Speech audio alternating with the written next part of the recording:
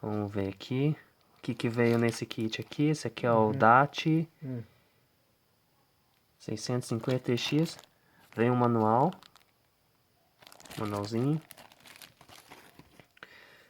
Aí aqui veio os parafusos, ó. Tem parafuso aqui. Parafuso. Mais parafuso. Desse lado aqui. Acho que esse aqui é para rosquear no Twitter. Né? Aqui tem um suportezinho. Com rosca. Bem legal. Escrito áudio. Né? Depois eu vou tirar do plastiquinho para ver. Vem dois suportezinhos. Dois negocinhos de rosca. Aqui são os parafusos. Desse lado aqui tem... tem um suportezinho aqui com... Esse aqui, uma rosca aqui. Encaixa aqui. Vem dois também. Desse lado aqui vem o Twitter. Um de cada lado. Tem o Twitter aqui também.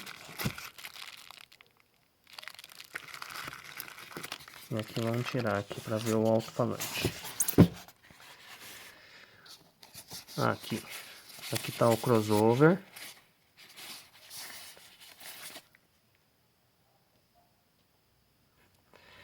Aí vem o crossover aqui, eu vou tirar da embalagem. Aí, contato aqui de dourado. Que tem entrada aqui. O woofer, Twitter. Acabamento bem interessante, né? Aqui no caso que vem dois crossover bem organizado, né? Bem organizado aqui, um de cada lado. Então aqui tá o alto-falante, né? Acabamento bem interessante mesmo, acabamento aqui.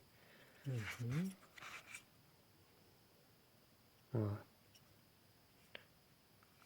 Parece uma construção muito boa.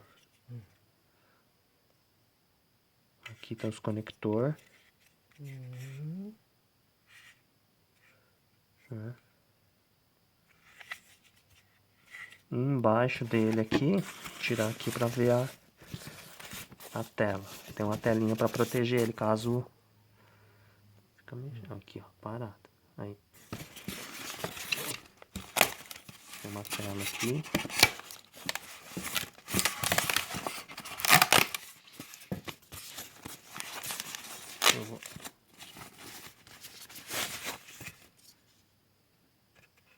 Tem uma telinha aqui.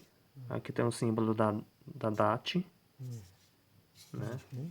A telinha para proteger. Pro alto-falantinho aqui. Né? Pra poder colocar ele aqui assim.